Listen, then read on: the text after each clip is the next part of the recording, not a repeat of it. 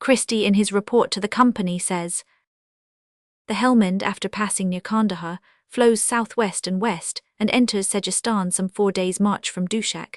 Making a detour around the mountains, it finally forms a lake. At Peldilek, which we visited, it is about 1,200 feet in width and very deep.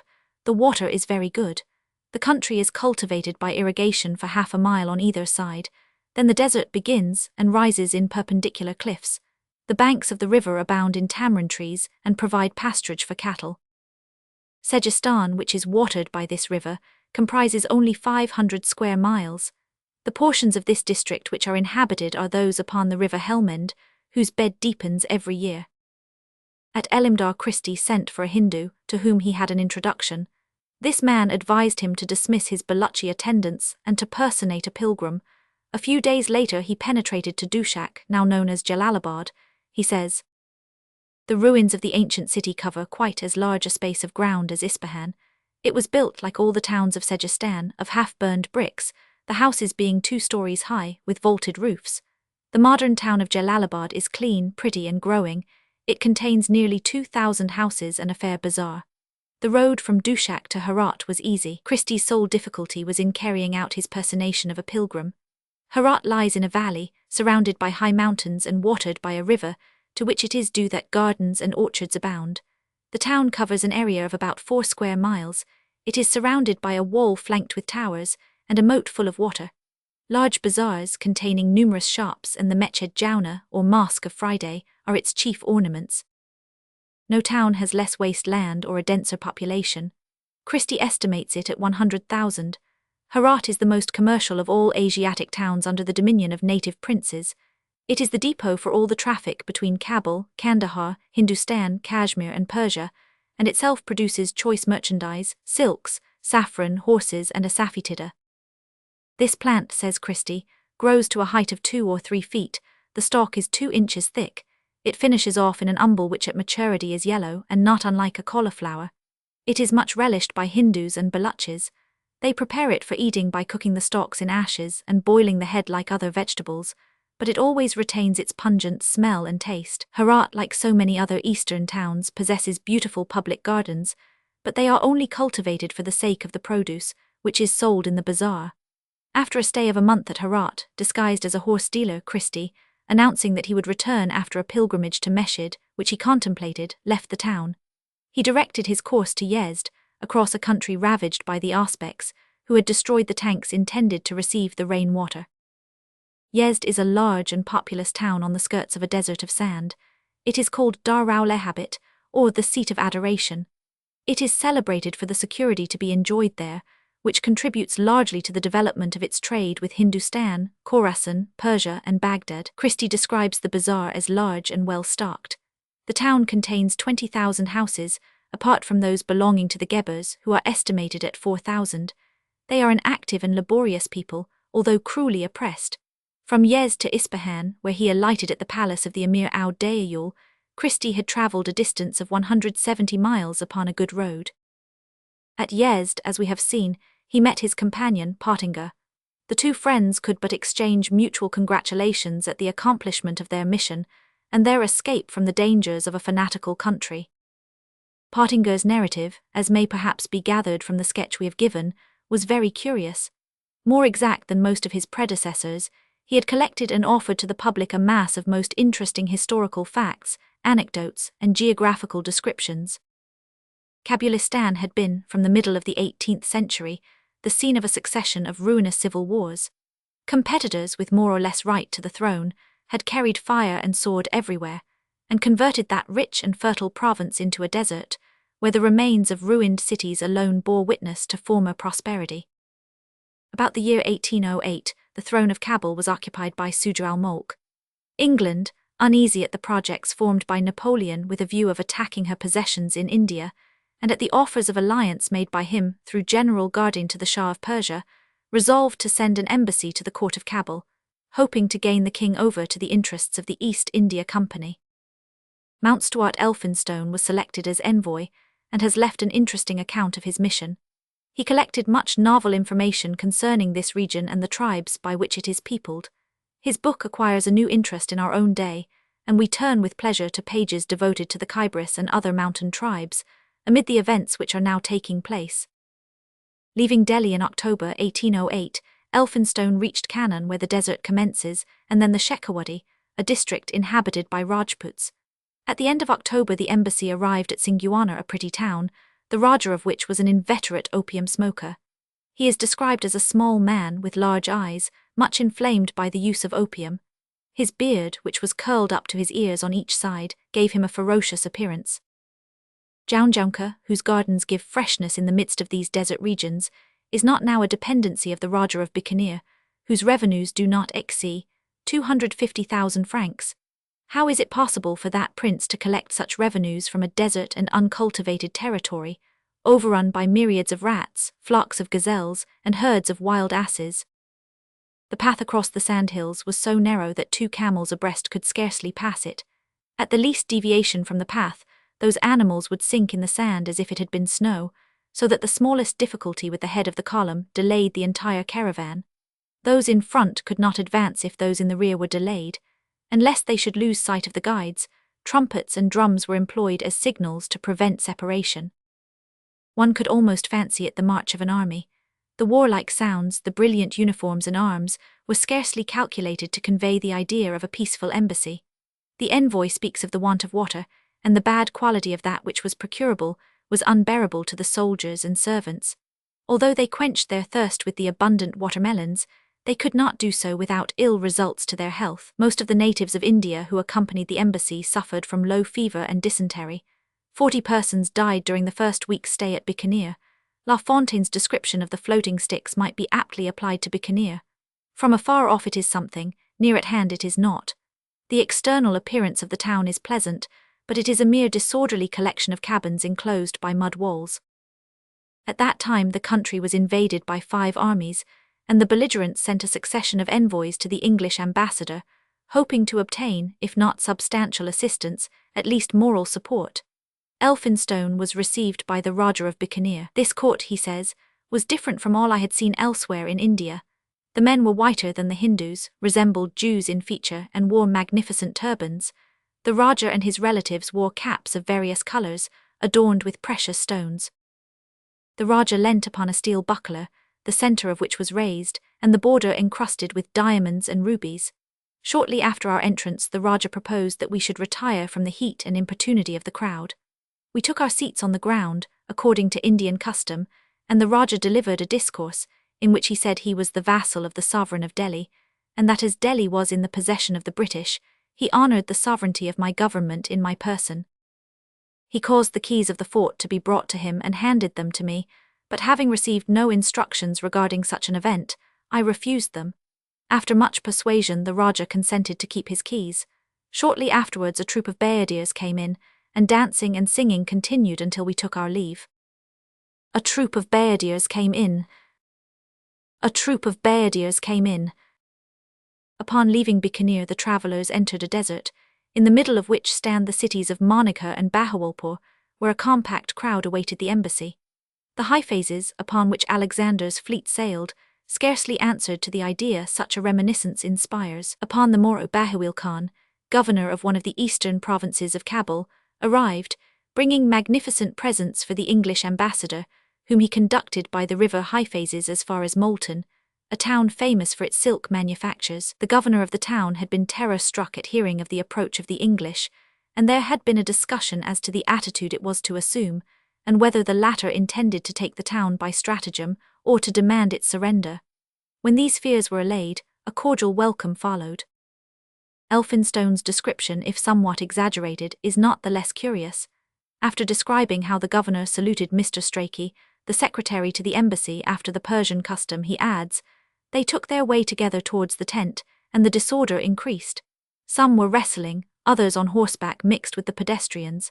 Mr. Strachey's horse was nearly thrown to the ground, and the secretary regained his equilibrium with difficulty. The Khan and his suite mistook the road in approaching the tent, and threw themselves upon the cavalry with such impetuosity that the latter had scarcely time to face about, and let them pass. The disordered troops fell back upon the tent, the servants of the Khan fled, the barriers were torn up and trampled underfoot, even the ropes of the tent broke, and the cloth covering very nearly fell on our heads. The tents were crowded immediately, and all was in darkness. The governor and 6 of his suite seated themselves, the others stood at arms. The visit was of short duration. The governor took refuge in repeating his rosary with great fervour, and in saying to me in agitated tones, "You are welcome, you are welcome." Then, on the pretext that the crowd inconvenienced me, he retired. The account is amusing, but are all its details accurate? That, however, is of little moment. On the 31st December the embassy passed the Indus, and entered a country cultivated with a care and method unlike anything to be seen in Hindustan. The natives of this country had never heard of the English, and took them for Moguls, Afghans, or Hindus. The strangest reports were current among these lovers of the marvellous. It was necessary to remain a month at Dera, to await the arrival of a Mainandar, a functionary whose duty it was to introduce ambassadors. 2 persons attached to the embassy availed themselves of that opportunity to ascend the peak of Tukht Solomon, or the crown of Solomon, upon which, according to the legend, the Ark of Noah rested after the deluge. The departure from Dera took place upon the 7th of February, and after travelling through delightful countries, the embassy arrived at Peshawar. The king had come to meet them, for Peshawar was not the usual residence of the court. The narrative says, "Upon the day of our arrival our dinner was furnished from the royal kitchen. The dishes were excellent. Afterwards we had the meat prepared in our own way. But the king continued to provide us with breakfast, dinner and supper, more than sufficient for 2,000 persons, 200 horses, and a large number of elephants. Our suite was large, and much of this was needed. Still, I had great trouble at the end of a month in persuading His Majesty to allow some retrenchment of this useless profusion." As might have been expected, the negotiations preceding presentation at court were long and difficult. Finally, however, all was arranged, and the reception was as cordial as diplomatic customs permitted. The king was loaded with diamonds and precious stones. He wore a magnificent crown, and the Koh-i-Noor sparkled upon one of his bracelets. This is the largest diamond in existence. A drawing of it may be seen in Tavernier's Travels. 1. The Koh-i-Noor is now in the possession of the Queen of England. Elphinstone, after describing the ceremonies, says, "I must admit that if certain things, especially the extraordinary richness of the royal costume, excited my astonishment, there was also much that fell below my expectations. Taking it as a whole, one saw less indication of the prosperity of a powerful state than symptoms of the decay of a monarchy which had formerly been flourishing." The ambassador goes on to speak of the rapacity with which the king's suite quarrelled about the presents offered by the English, and gives other details which struck him unpleasantly. Elphinstone was more agreeably impressed with the king at his second interview. He says, "It is difficult to believe that an Eastern monarch can possess such a good manner, and so perfectly preserve his dignity while trying to please." The plain of Peshawar, which is surrounded on all but the eastern side by high mountains, is watered by 3 branches of the Kabul River, which meet here, and by many smaller rivers. Hence it is singularly fertile. Plums, peaches, pears, quinces, pomegranates, dates grow in profusion. The population, so sparsely sprinkled throughout the arid countries which the ambassador had come through, were collected here, and loot. Macartney counted no less than 32 villages. At Peshawar there are 100,000 inhabitants, living in brick houses 3 stories high. Various mosques, not in any way remarkable for architecture, a fine caravanserai, and the fortified castle in which the king received the embassy, are the only buildings of importance. The varieties of races with different costumes present a constantly changing picture, a human kaleidoscope which appears made especially for the astonishment of a stranger. Persians, Afghans, Khyberis, Hazares, Dowaranis and C, with horses, dromedaries and Bactrian camels, afford the naturalist much both to observe and to describe respecting bipeds and quadrupeds. But the charm of this town, as of every other throughout India, is to be found in its gardens, with their abundant and fragrant flowers, especially roses. Afghan costumes. Facsimile of early engraving. The king's situation at this time was far from pleasant. His brother, whom he had dethroned after a popular insurrection, had now taken arms and just seized Kabul. A longer stay was impossible for the embassy. They had to return to India by way of Attock and the valley of Hassan Abdul, which is celebrated for its beauty. There Elphinstone was to await the result of the struggle between the brothers, which would decide the fate of the throne of Kabul, but he had received letters of recall. Moreover, fate was against Suja, who, after being completely worsted, had been forced to seek safety in flight. The embassy proceeded on its way and crossed the country of the Sikhs, a rude mountain race, half-naked and semi-barbarous.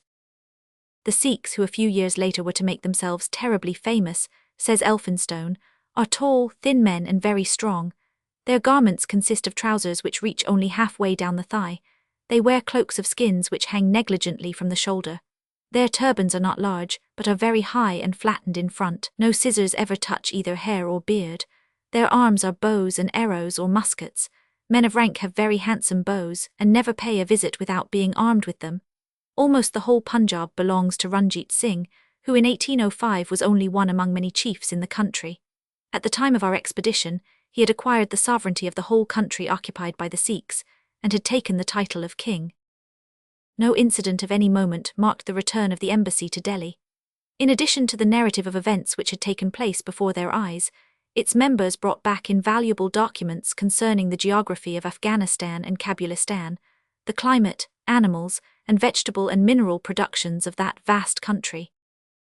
Elphinstone devotes several chapters of his narrative to the origin, history, government, legislation, condition of the women, language and commerce of these countries, facts that were largely appropriated by the best-informed newspapers when the recent English expedition to Afghanistan was undertaken.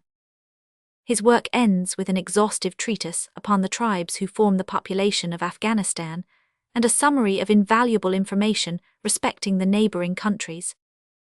Elphinstone's narrative is curious, interesting, and valuable for many reasons, and may be consulted in our own day with advantage. Persian costumes.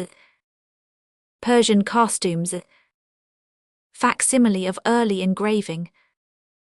The zeal of the East India Company was indefatigable.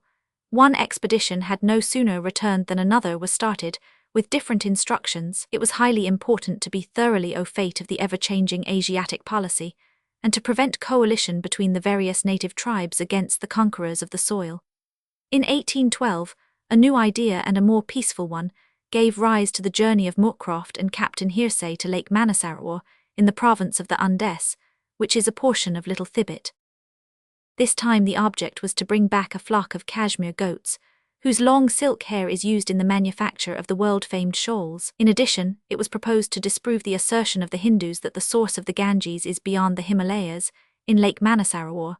A difficult and perilous task, it was first of all necessary to penetrate into Nepal, whilst the government of that country made such an attempt very difficult, and thence to enter a region from which the natives of Nepal are excluded, and with still greater reason the English. The explorers disguised themselves as Hindu pilgrims. Their suite consisted of 25 persons, one of whom pledged himself to walk in strides of 4 feet. This was certainly a rough method of ascertaining the distance traversed. Messrs. Moorcroft and Hearsay passed through Bareilly, and followed Webb's route as far as Josamath, which place they left on the 26th of May, 1812.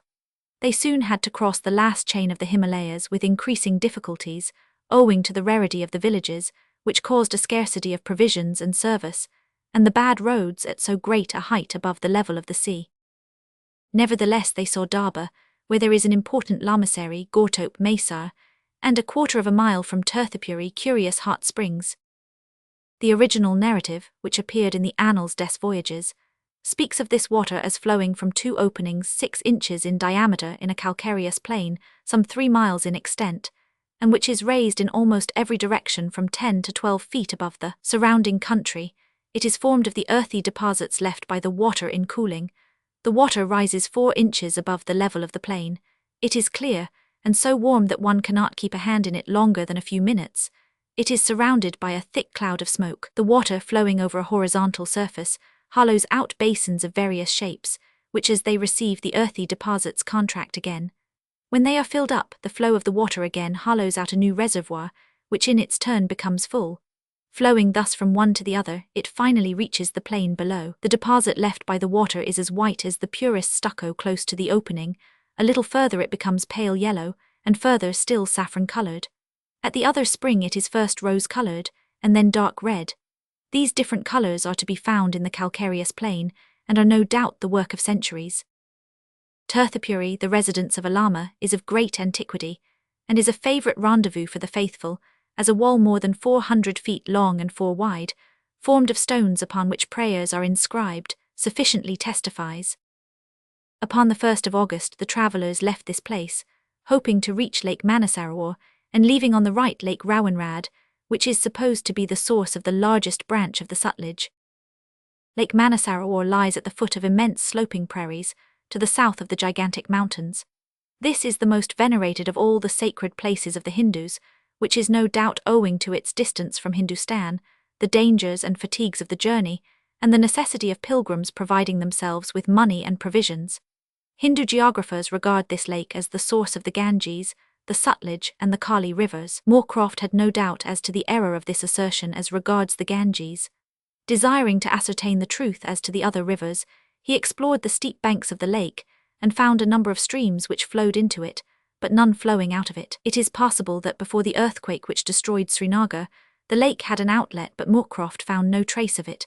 The lake is situated between the Himalayas and the Kailas chain, and is of irregular oblong shape, 5 leagues long by 4 wide.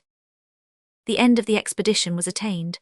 Moorcroft and Hearsay returned towards India, passed by Kangri and saw Rawanrad, but Moorcroft was too weak and could not continue the tour. He regained Tirthapuri and Daba and suffered a great deal in crossing the Ghat which separates Hindustan from Tibet. The narrative describes the wind which comes from the snow-covered mountains of Bhutan as cold and piercing, and the ascent of the mountain as long and painful, its descent slippery and steep, making precautions necessary. "We suffered greatly," says the writer. "Our goats escaped by the negligence of their drivers and climbed up to the edge of a precipice some 100 feet in height. A mountaineer disturbing them from their perilous position, they began the descent, running down a very steep incline. The hinder ones kicked up the stones, which, falling with violence, threatened to strike the foremost. It was curious to note how cleverly they managed to run and avoid the falling stones. Very soon the Gorkhalis, who had hitherto been content to place obstacles in the way of the travellers, approached them with intent to stop them. For some time the firmness displayed by the English kept them at bay, but at last, gaining courage from their numbers, they began an attack. 20 men, says Moorcroft, threw themselves upon me. One seized me by my neck and, pressing his knees against me, tried to strangle me by tightening my cravat. Another passed a cord round my legs and pulled me from behind. I was on the point of fainting. My gun, upon which I was leaning, escaped my hold. I fell. They dragged me up by my feet until I was nearly garrotted. When at last I rose, nothing could exceed the expression of fierce delight on the faces of my conquerors. Fearing that I should attempt to escape, 2 soldiers held me by a rope and gave me a blow from time to time, no doubt to remind me of my position. Mr. Hearsay had not supposed that he should be attacked so soon. He was rinsing out his mouth when the hubbub began, and did not hear my cries for help. Our men could not find the few arms we possessed. Some escaped, I know not how. The others were seized, amongst them Mr. Hearsay. He was not bound as I was. They contented themselves with holding his arms. 2 soldiers held me. 2 soldiers held me. The chief of this band of savages informed the 2 Englishmen that they had been recognized, and were arrested for having travelled in the country in the disguise of Hindu pilgrims. A fakir whom Moorcroft had engaged as a goat herd succeeded in escaping and took 2 letters to the English authorities. Aid was sent, and on the 1st of November the prisoners were released. Not only were excuses offered for their treatment, but what had been taken from them was returned, and the Rajah of Nepal gave them permission to leave his dominions. All's well that ends well. To complete our sketch, we must give an account of Mr. Fraser's expedition to the Himalayas and Hodgson's exploration to the source of the Ganges in 1817. Captain Webb, as we have seen, had traced the course of that river past the valley of Dehaun to Kajani near Rietal. Leaving this spot upon the 28th of May, 1817, Captain Hodgson reached the source of the Ganges in 3 days and proceeded to Gangotri. He found that the river issues from a low arch in the midst of an enormous mass of frozen snow, more than 300 feet high. The stream was already of considerable size, being no less than 27 feet wide and 18 inches deep. In all probability, the Ganges first emerged into the light at this spot. Captain Hodgson wished to solve various questions. For example, what was the length of the river under the frozen snow? Is it the product of the melting of these snows, or did it spring from the ground? But wishing to explore further upwards than his guides advised, the traveller sank into the snow up to his neck and had to retrace his steps with great difficulty. The spot from which the Ganges issues is situate 914 feet above the level of the sea in the Himalayas. Hodgson also explored the source of the Jumna. At Gemotri, the mass of snow from which the river makes its escape is no less than 180 feet wide and more than 40 feet deep, between two perpendicular walls of granite. This source is situated on the southeast slope of the Himalayas. The extension of the British power in India was necessarily attended by considerable danger. The various native states, many of which could boast of a glorious past, had only yielded in obedience to the well-known political principle, divide and govern, ascribed to Machiavelli. But the day might come when they would merge their rivalries and enmities to make common cause against the invader. This was anything but a cheering prospect for the company, whose policy it was to maintain the system that had hitherto worked so well. Certain neighbouring states, still powerful enough to regard the growth of the British power with jealousy, might serve as harbours of refuge to the discontented and become the centres of dangerous intrigues. Of all these neighbouring states, that which demanded the strictest surveillance was Persia, not only on account of its contiguity to Russia, but because Napoleon was known to have designs in connection with it, which nothing but his European wars prevented him from putting into execution. In February 1807, General Gardane, who had gained his promotion in the Wars of the Republic, and had distinguished himself at Austerlitz, Jena and Eylau, was appointed Minister Plenipotentiary to Persia, with instructions to ally himself with Shah Fethali against England and Russia. The selection was fortunate, for the grandfather of General Gardane had held a similar post at the court of the Shah.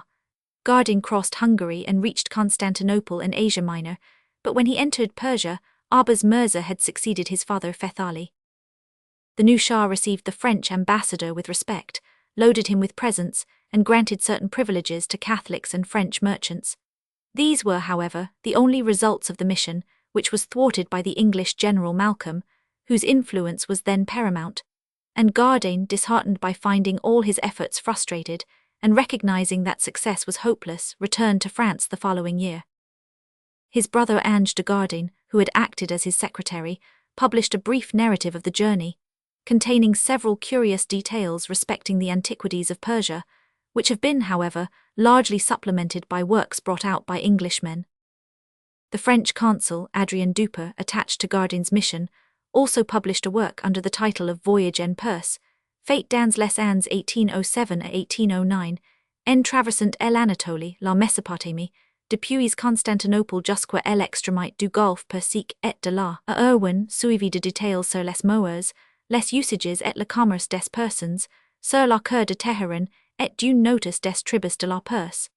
The book bears out the assertions of its title, and is a valuable contribution to the geography and ethnography of Persia. The English, who made a much longer stay in the country than the French, were better able to collect the abundant materials at hand, and to make a judicious selection from them. Two works were long held to be the chief authorities on the subject. One of these was by James Moria, who availed himself of the leisure he enjoyed as secretary to the embassy to acquaint himself with every detail of Persian manners, and on his return to England published several Oriental romances, which obtained a signal success, owing to the variety and novelty of the scenes described, and the fidelity to nature of every feature, however minute. The second of the two volumes alluded to above was the large quarto work by John MacDonald Kinnair, on the geography of Persia. This book, which made its mark and left far behind it everything previously published on the subject, not only gives, as its title implies, very valuable information on the boundaries of the country, its mountains, rivers, and climate, but also contains interesting and trustworthy details respecting its government, constitution, army, commerce, animal, vegetable and mineral productions, population and revenue. After giving an exhaustive and brilliant picture of the material and moral resources of the Persian Empire, Kinnair goes on to describe its different provinces, quoting from the mass of valuable documents accumulated by himself, thus making his work the most complete and impartial yet issued. Kinnair passed the years 1808 to 1814 in travelling about Asia Minor, Armenia, and Kurdistan, and the different posts held by him during that period were such as to give him exceptional opportunities for making observations and comparing their results. In his several capacities as captain in the service of the company, political agent to the Nawab of the Carnatic, or private traveller, his critical acumen was never at fault, and his wide knowledge of Oriental character and Oriental manners enabled him to recognize the true significance of many an event and many a revolution which would have escaped the notice of less experienced observers. At the same time, William Price, also a captain in the East India Company's service, who had been attached as interpreter and secretary to Sir William Gore Ouseley's embassy to Persia in 1810, devoted himself to the study of the cuneiform character. Many had previously attempted to decipher it, with results as various as they were ridiculous, and, like those of his predecessors and contemporaries, Price's opinions were mere guesswork. But he succeeded in interesting a certain class of students in this obscure branch of research, and may be said to have perpetuated the theories of Niebuhr and other Orientalists. To Price we owe an account of the journey of the English embassy to the Persian court, after which he published 2 essays on the antiquities of Persepolis and Babylon. Mr. Ouseley, who had accompanied his brother Sir William as secretary, availed himself of his sojourn at the court of Teheran to study Persian. His works do not, however, bear upon geography or political economy, but treat only of inscriptions, coins, manuscripts, and literature, in a word, of everything connected with the intellectual and material history of the country. To him we owe an edition of Fergusi, and many other volumes, which came out at just the right time to supplement the knowledge already acquired of the country of the Shah. Another semi-Asiatic, semi-European country was also now becoming known. This was the mountainous district of the Caucasus. As early as the second half of the 18th century, John Anthony Guldenstædt, a Russian doctor, had visited Astrakhan, and Kislev on the Terek at the most remote boundary of the Russian possessions, entered Georgia, where the Tsar Heraclius received him with great respect, and penetrated to Tiflis and the country of the Truchmines, finally arriving at Imersing. The next year, 1773, he visited the Great Kabardia, the Oriental Cumania, examined the ruins of Majuri, visited Cherkask and Asav, discovered the mouth of the Don, and was about to extend his researches to the Crimea when he was recalled to St. Petersburg.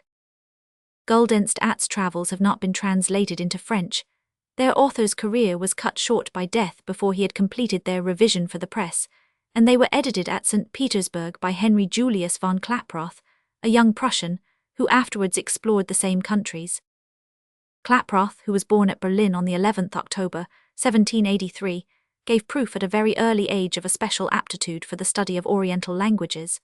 At 15 years old, he taught himself Chinese, and he had scarcely finished his studies at the universities of Halle and Dresden when he began the publication of his Asiatic magazine. Invited to Russia by Count Potoki, he was at once named Professor of Oriental Languages at the Academy of St. Petersburg. Klaproth did not belong to the worthy race of bookworms who shut themselves up in their own studies.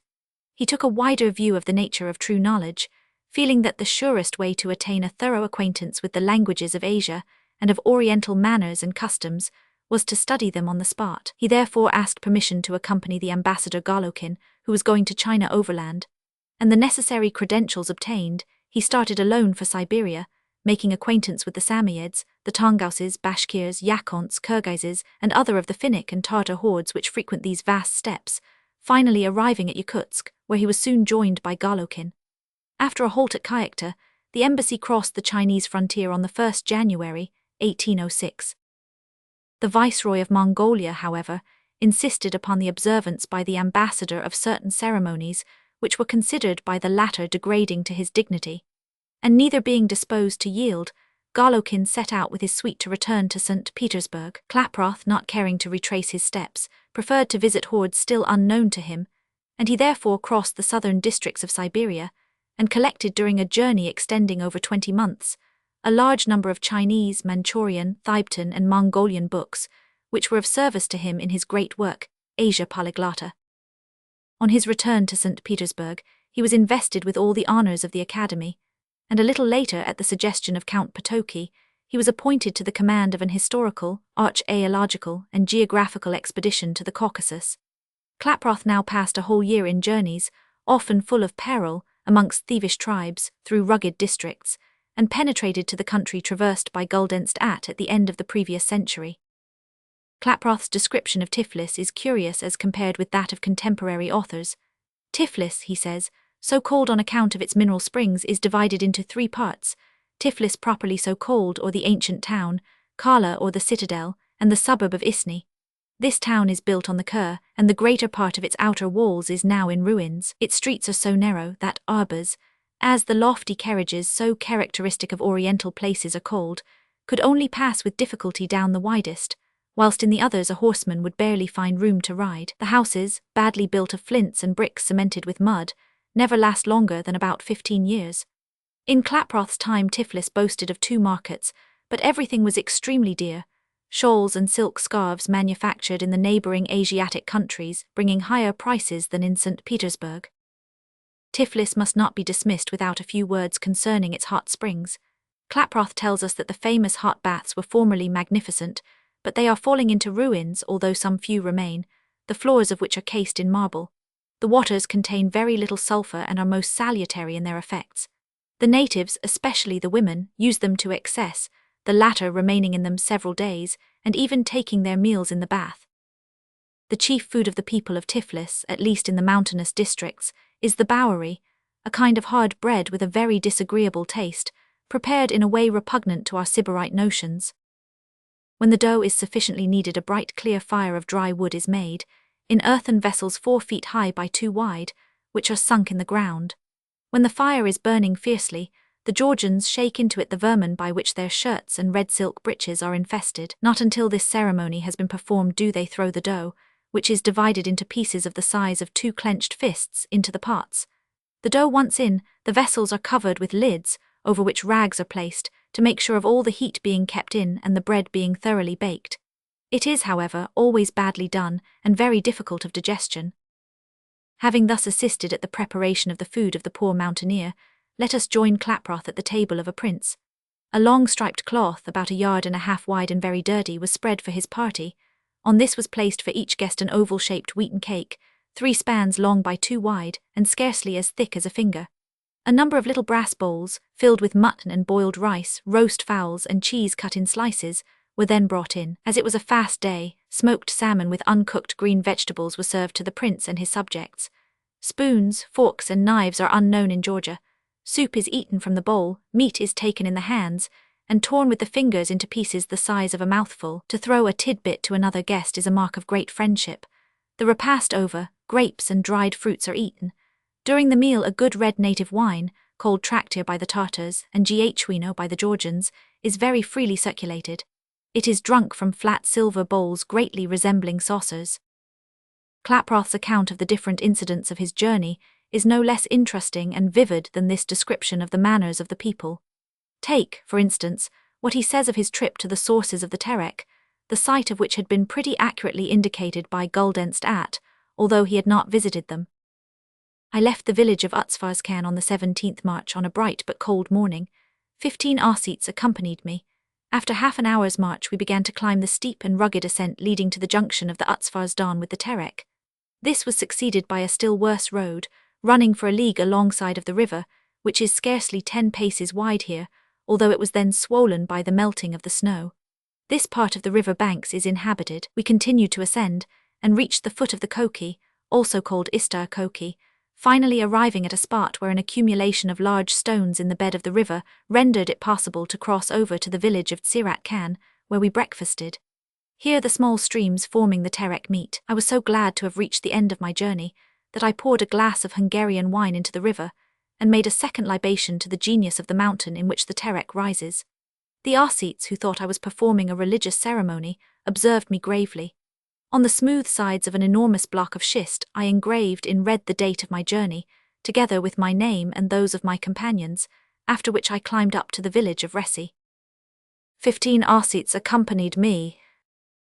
15 Arceits accompanied me. After this account of his journey, from which we might multiply extracts, Klaproth sums up all the information he has collected on the tribes of the Caucasus, dwelling specially on the marked resemblances which exist between the different Georgian dialects and those of the Finns and Lapps. This was a new and useful suggestion. Speaking of the Leskians, who occupy the eastern Caucasus, known as Dagestan or Lezgistan, Klaproth says their name is a misnomer, just as Scythian or Tartar was used to indicate the natives of northern Asia, adding that they do not form one nation, as is proved by the number of dialects in use, which, however, would seem to have been derived from a common source, though time has greatly modified them. This is a contradiction in terms, implying either that the Leskians, speaking one language, form one nation, or that forming one nation the Lesgians speak various dialects derived from the same source. According to Klaproth, Lesgian words have a considerable affinity with the other languages of the Caucasus, and with those of Western Asia, especially the dialects of the Samieds and Siberian Finns. West and northwest of the Lesgians dwell the Metsjeghis, or Treacherous, who are probably the most ancient inhabitants of the Caucasus. This is not, however, the opinion of Pallas, who looks upon them as a separate tribe of the Alain family. The Treacherous language greatly resembles the Samyed and other Siberian dialects, as well as those of the Slavs. The Treacherous or Circassians are the sixth of the Greeks. They formerly inhabited the eastern Caucasus and the Crimea. Their language differs much from other Caucasian idioms, although the Treacherous proceed, with the Wogles and the Artsyiaks. We have just seen that the Lesgian and Treacherous dialects resemble the Siberian, from one common stock, which at some remote date separated into several branches, of which the Huns probably formed one. The Treacherous dialect is one of the most difficult to pronounce, some of the consonants being produced in a manner so loud and guttural that no European has yet been able to acquire it. In the Caucasus also dwell the Abazes, who have never left the shores of the Black Sea, where they have been settled from time immemorial, and the Ossetes or Az, who belong to the Indo-Germanic stock. They call their country Ironistan, and themselves the Irons. Klaproth takes them to be Sarmatic Medes, not only on account of their name, which resembles Iran, but because of the structure of their language, which proves more satisfactorily than historical documents, and in a most conclusive manner, that they spring from the same stock as the Medes and Persians. This opinion, however, appears to us mere conjecture, as in the time of Klaproth the interpretation of cuneiform inscriptions had not been accomplished, and too little was known of the language of the Medes for anyone to judge of its resemblance to the Ossete idiom. However, continues Klaproth, after meeting again the Sarmatic Medes of the ancients in this people, it is still more surprising also to recognize the Alains, who occupied the districts north of the Caucasus. He adds, it follows from all we have said that the Ossetes who call themselves Irons are the Medes, who assumed the name of Irans, and whom Herodotus styles the Arioi. They are, moreover, the Sarmatic Medes of the ancients, and belong to the Median colony founded in the Caucasus by the Scythians. They are the Az or Alains of the Middle Ages, and lastly, they are the Iases of Russian chronicles, from whom some of the Caucasus range took their name of the Iasic Mountains. This is not the place to discuss identifications belonging to the realm of criticism. We will content ourselves with adding to these remarks of Klaproth on the Ossete language, that its pronunciation resembles that of the Low German and Slavonic dialects. The Georgians differ essentially from the neighboring nations, alike in their language and in their physical and moral qualities. They are divided into four principal tribes, the Karthelynians, Mingrelians and Shvans or Swanians, inhabiting the southern range of the Caucasus, and the Lazes, a wild robber tribe. As we have seen, the facts collected by Klaproth are very curious, and throw an unexpected light on the migration of ancient races. The penetration and sagacity of the traveller were marvellous, and his memory was extraordinary. The scholar of Berlin rendered signal services to the science of philology. It is to be regretted that his qualities as a man, his principles and his temper, were not on a level with his knowledge and acumen as a professor. We must now leave the old world for the new, and give an account of the explorations of the young Republic of the United States. So soon as the federal government was free from the anxieties of war, and its position was alike established and recognized, public attention was directed to the fur country, which had in turn attracted the English, the Spanish and the French. Nootka Sound and the neighboring coasts, discovered by the great Cook and the talented Quadra, Vancouver and Marchand, were American. Moreover, the Monroe Doctrine, destined later to excite so much discussion, already existed in embryo in the minds of the statesmen of the day. In accordance with an act of Congress, Captain Meriwether Lewis and Lieutenant William Clark were commissioned to trace the Missouri, from its junction with the Mississippi to its source, and to cross the Rocky Mountains by the easiest and shortest route, thus opening up communication between the Gulf of Mexico and the Pacific Ocean. The officers were also to trade with any Indian tribes they might meet. The expedition was composed of regular troops and volunteers, numbering altogether, including the leaders, 43 men. 1 boat and 2 canoes completed the equipment. On the 14th May 1804, the Americans left Wood River, which flows into the Mississippi, and embarked on the Missouri. From what Cass had said in his journal, the explorers expected to have to contend with natural dangers of a very formidable description, and also to fight their way amongst natives of gigantic stature, whose hostility to the white man was invincible.